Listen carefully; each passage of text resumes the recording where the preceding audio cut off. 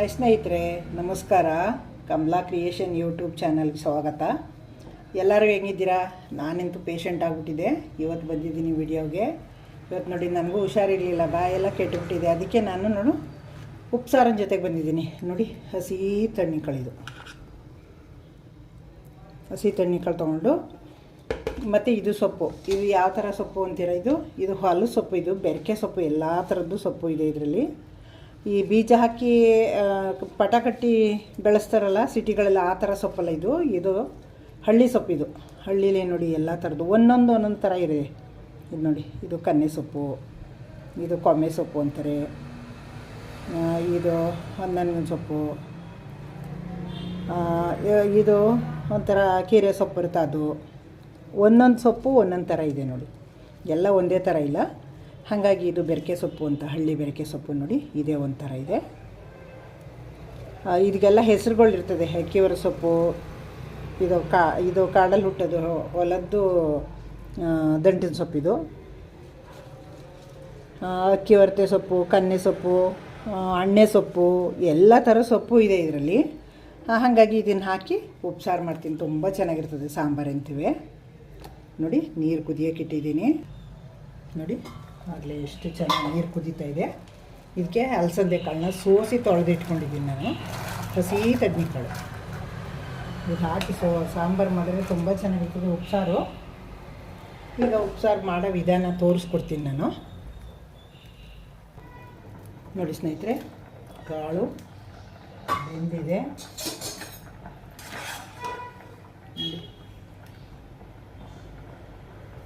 ಎಷ್ಟು ಚೆನ್ನಾಗಿ ಬೆಂದಿದೆ ನೋಡಿ.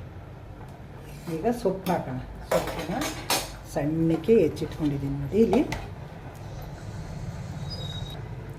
ನೋಡಿ, ಬೆರಕೆ ಸೊಪ್ಪು ಹೊಲದ್ದು. ಇದಕ್ಕೇನು ಕೆಮಿಕಲ್ ಗೊಬ್ಬರ ಹಾಕಿಲ್ಲ, ಎಂಥದಿಲ್ಲ, ನ್ಯಾಚುರಲಾಗಿ ಉಟ್ಕೊಳ್ಳುತ್ತಿದ್ದು. ಮಳೆ ಬಂತು ಅಂದರೆ ಈಗ ಗಿಡ ಹುಟ್ಟಿರುತ್ತೆ, ಅದರ ಬೀಜ ಹೊಲದೊಳಗೆ ಬಿದ್ದಿರುತ್ತೆ. ಅದೇನು ಮಾಡುತ್ತೆ, ಮಳೆ ಬಂದಾಗ ತುಂಬ ಚೆನ್ನಾಗಿ ಉಟ್ಕೊಳ್ಳುತ್ತೆ. ಇದು ಕನ್ನೆ ಸೊಪ್ಪು, ಅಣ್ಣೆ ಸೊಪ್ಪು, ಅಕ್ಕಿವರ್ತ ಸೊಪ್ಪು, ಸೀರನ್ಗೆ ಸೊಪ್ಪು ಅಂತ ಏನೇನೇ ಹೆಸರುಗಳಿವೆ ಅವಕ್ಕೆಲ್ಲ ಸೊಪ್ಪು. ಆ ಸೊಪ್ಪೆಲ್ಲ ಉಟ್ಕೊಂಡಿರ್ತವೆ. ತುಂಬ ಚೆನ್ನಾಗಿರ್ತದೆ. ಎಲ್ಲ ಥರದ್ದು ಒಂದು 15-20 ಥರದ್ದು ಸೊಪ್ಪಿರುತ್ತೆ. ತುಂಬ ಚೆನ್ನಾಗಿರ್ತದೆ ನೋಡಿ. ಸಣ್ಣಕ್ಕೆ ಹೆಚ್ಕೊಂಡಿದ್ದೀನಿ ನೋಡಿ. ತಡ್ನಿಕಾಳಿನ ಜೊತೆಗೆ ಹಾಕಿ ಬೇಯಿಸ್ತಾ ಇದ್ದೀನಿ. ಈಗ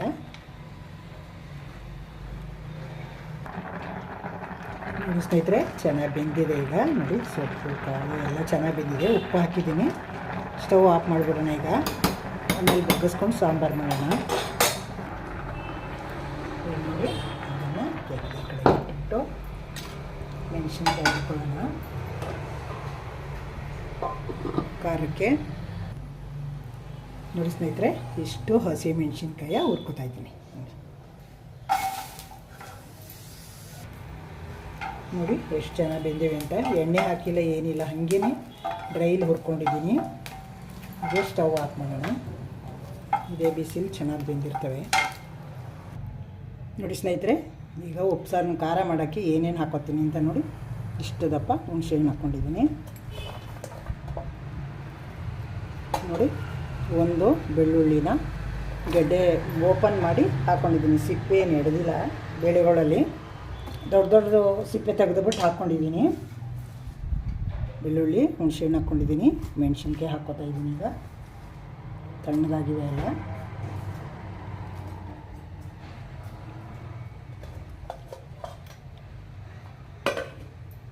ಈಗ ಇಷ್ಟು ಹಾಕೊಂಡ್ಮೇಲೆ ನೋಡಿ, ಮೆಣಸು ಹಾಕ್ಕೊತಾ ಇದ್ದೀನಿ.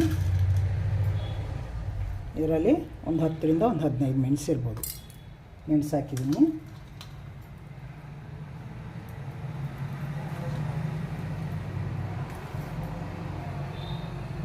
ಮತ್ತು ಜೀರಿಗೆ ನೋಡಿ, 1 ಸ್ಪೂನ್, 1.5 ಸ್ಪೂನ್ ಜೀರಿಗೆ ಇರುತ್ತೆ. ಟೇಬಲ್ ಸ್ಪೂನಲ್ಲಿ ಅಷ್ಟು ಹಾಕ್ಕೊಂಡಿದ್ದೀನಿ ನೋಡಿ ಸ್ನೇಹಿತರೆ. ಇಷ್ಟು ಕೊತ್ತಂಬರಿ ಸೊಪ್ಪನ್ನ ಬಿಡಿಸಿ ತೊಳೆದಿಟ್ಕೊಂಡಿದ್ದೀನಿ ನೋಡಿ.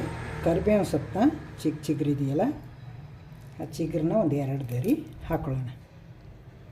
ಚೆನ್ನಾಗಿರುತ್ತೆ ನೋಡಿ. ಅದು ಚಿಕ್ಕ ಸೊಪ್ಪು. ಚಿಗುರು ಚೆನ್ನಾಗಿದೆ. ನೋಡಿ ರುಚಿಗೆ ತಕ್ಕಷ್ಟು ಉಪ್ಪು ಹಾಕೋಣ. ಈಗ ಇಷ್ಟೇ ಇದಕ್ಕೆ ಹಾಕೋ ಸಾಮಾನು. ಈಗ ನೈಸಿಗೆ ರುಬ್ಕೊಂಬಿಡೋಣ. ನೋಡಿ ಸ್ನೇಹಿತರೆ ಎಷ್ಟು ಚೆನ್ನಾಗಿ ಬಂದಿದೆ ಅಂತ ಉಪ್ಸಾರಿಂದು ಖಾರ. ನೋಡಿ ನಾನು ಎಷ್ಟು ನೀರು ಹಾಕಿವ್ನಿ ಅಂದರೆ 1 ಸ್ಪೂನ್ ನೀರು ಹಾಕ್ಕೊಂಡಿದ್ದೀನಿ ಅಷ್ಟೇ. ಈ ಥರ ಗಟ್ಟಿ ಇದ್ದರೆ ಇದು ದೋಸೆಗೆ, ಇಡ್ಲಿಗೆ, ಚಟ್ನಿಗೆ, ರೊಟ್ಟಿಗೆ, ಚಪಾತಿಗೆ ಎಲ್ಲಕ್ಕೆ ಹಾಕೊಂಡು ತಿನ್ಬೋದು. ತುಂಬ ಚೆನ್ನಾಗಿರ್ತದೆ. ಖಾರ ಚಟ್ನಿ ಅಂತ ಮಾಡ್ತೀವಲ್ಲ ಅದೇ ಥರ ಬರುತ್ತೆ ಉಪ್ಸಾರಿನ ಖಾರ. ಬೆಳ್ಳುಳ್ಳಿ, ಮೆಣಸು, ಜೀರಿಗೆ ಹಾಕಿರ್ತೀವಲ್ಲ ತುಂಬ ಚೆನ್ನಾಗಿ ಗಮ್ಮಂತ ಇದೆ ನೋಡಿ. ಇದು ಎಂಥ ಜರ್ಬನ್ ಬಾಯಿ ಕೆಟ್ಟಿರೋರಿಗೆಲ್ಲ ಇದು ಮಾಡಿಕೊಟ್ರೆ, ರೊಟ್ಟಿ ಹಾಕಿ ಕೊಟ್ಟರೆ ತುಂಬ ಚೆನ್ನಾಗಿರ್ತದೆ ನಾಲ್ಗಿಗೆ. ಇದನ್ನು ತೆಗೆದುಬಿಟ್ಟು ಸ್ವಲ್ಪ ಕಾಳ ರುಬ್ಕೊಳ್ಳೋಣ. ಇದನ್ನು ನೋಡಿ ಸೊಪ್ಪು ಕಾಳನ್ನ ಸೋದಿಸ್ಕೊಂಡು ನೀರು ಬೇರೆ ಕಾಳು ಬೇರೆ ಮಾಡ್ಕೊತಾ ಇದ್ದೀನಿ. ಸೋದಿಸ್ಕೊಂಡಿದ್ದೀನಿ ತಣ್ಣಗಾಗಿ.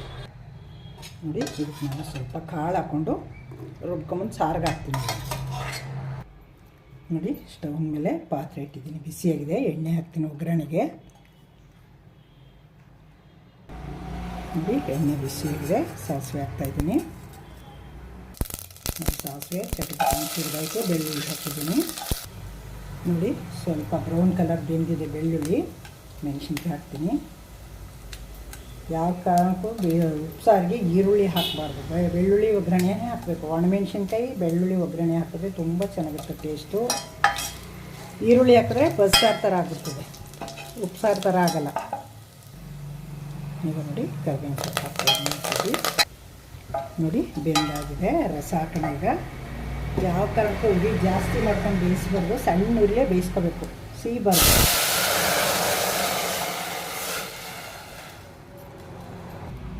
ಈಗ ನೋಡಿ ನಾನು ನೀರನ್ನ ಕಾಳು ಬಸ್ಕೊಂಡಿದ್ದು ರಸ ಹಾಕಿದ್ದೀನಿ. ಈಗ ಇದು ನೋಡಿ ಇದು ರುಬ್ಕೊಂಡಿದ್ನಲ್ಲ ಕಾಳು, ಮೆಣಸಿನ್ಕಾಯಿ ರುಬ್ಬಿದ್ನಲ್ಲ ಅದನ್ನು ಹಾಕ್ತಾಯಿದ್ದೀನಿ. ಸ್ವಲ್ಪ ಕಾಳು ರುಬ್ಕೊಂಡಿದ್ನಲ್ಲ, ಸಾರು ಗಟ್ಟಿ ಬರಬೇಕಲ್ಲ ಅದಕ್ಕೋಸ್ಕರ.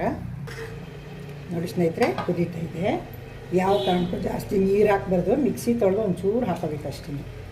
ನಾವು ಬೇಯಕ್ಕೆ ಹಾಕ್ಕೊಂಡಿರ್ತೀವಲ್ಲ ಅದೇ ರಸದಲ್ಲಿ ಉಪ್ಸಾರು ಮಾಡಬೇಕು, ತುಂಬ ಚೆನ್ನಾಗಿರ್ತದೆ. ಮೇಲೆ ನೀರು ಹಾಕಿದ್ರೆ ಟೇಸ್ಟ್ ಇರೋಲ್ಲ.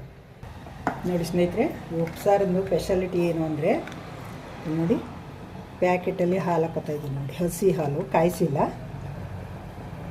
ಇದಕ್ಕೆ ನಾನು ಹುಳಿ ಹಾಕಿಲ್ಲ, ನಿಂಬೆಹಣ್ಣು ಹಾಕಿಲ್ಲ ಸಾಂಬಾರಿಗೆ. ನೋಡಿ ಒಂದು 3/4 ಲೋಟ ಹಸಿ ಹಾಲನ್ನ ಸಾರಿಗೆ ಹಾಕ್ತೀನಿ. ಕುದಿಯೋದ್ರೊಳಗೆ ಹಾಕಬೇಕು. ಈ ಥರ ತುಂಬ ಚೆನ್ನಾಗಿರ್ತದೆ. ಹಸಿ ಕಾಳು ಸೊಪ್ಪು ಹಾಕಿರೋದಲ್ವ, ಟೇಸ್ಟ್ ತುಂಬ ಚೆನ್ನಾಗಿರ್ತದೆ ಹಾಲು ಹಾಕಿ ಸಾಂಬಾರು ಮಾಡಿದ್ರೆ. ನೋಡಿ ಸ್ನೇಹಿತರೆ ಕುದೀತಾ ಇದೆ. ಸ್ವಲ್ಪ ಉಪ್ಪು ಹಾಕೋಣ. ರಸಕ್ಕೆ ಹಾಕಿದ್ದೀನಲ್ಲ ಕಾಳಿಗೆ ಅದೇ ಸಾಕು, ಅಷ್ಟು ಉಪ್ಪು ಹಾಕಿದ್ರೆ ಸಾಕು. ನಾವೇನು ಜಾಸ್ತಿ ನೀರು ಹಾಕಿಲ್ವಲ್ಲ. ಈಗ ನೋಡಿ ಉಪ್ಪು ಹಾಕಾಯ್ತು, ಹಾಲು ಹಾಕಾಯ್ತು, ಎಲ್ಲ ಆಯ್ತಲ್ವ. ಈ ಖಾರ ಹಾಕಬೇಕಲ್ವ. ನೋಡಿ ಖಾರ ರುಬ್ಬಿ ಬೇರೆ ಎತ್ತಿಟ್ಕೊಂಡಲ್ಲ, ನಮಗೆ ಎಷ್ಟು ಬೇಕೋ ಅಷ್ಟು ನೋಡ್ಕೊಂಡು ಖಾರ ಹಾಕೊಳ್ಳೋದು. ಈಗ ಇಷ್ಟು ಹಾಕಿರ್ತೀನಿ. ಊಟ ಮಾಡುವಾಗ ಖಾರ ಸಾಕಾಗಿಲ್ಲ ಅಂದರೆ ಬೇಕಾದ್ರೆ ತಟ್ಟೆಗೆ ಹಾಕ್ಕೊಂಡು ಕಲಿಸ್ಕೋಬೋದು. ಆ ಥರ ಇದು ಸಾರು. ನಾ ಹಾಗೇ ತಟ್ಟೆಗೆ ಹಾಕ್ಕೊಂಡು ಕಲಿಸ್ಕೊಳ್ಳೋ ಸಾರೇ ಮಾಡೋದು. ಮಕ್ಕಳುಗಳು ಗೊತ್ತಾಗಲ್ಲ ಕಲಿಸ್ಕೊಳ್ಳೋಕ್ಕೆ ಅಂತ ಇದರೊಳಗೆ ಹಾಕ್ಬಿಡ್ತೀನಿ ನಾನೆಲ್ಲ. ಬೆಳ್ಳುಳ್ಳಿ, ಒಣಮೆಣ್ಸಿನ್ಕಾಯಿ ಒಗ್ಗರಣೆ ಹಾಕ್ಬಿಟ್ರೆ ತುಂಬ ಚೆನ್ನಾಗಿರ್ತದೆ. ಮಕ್ಕಳು ಊಟ ಮಾಡ್ತವೆ.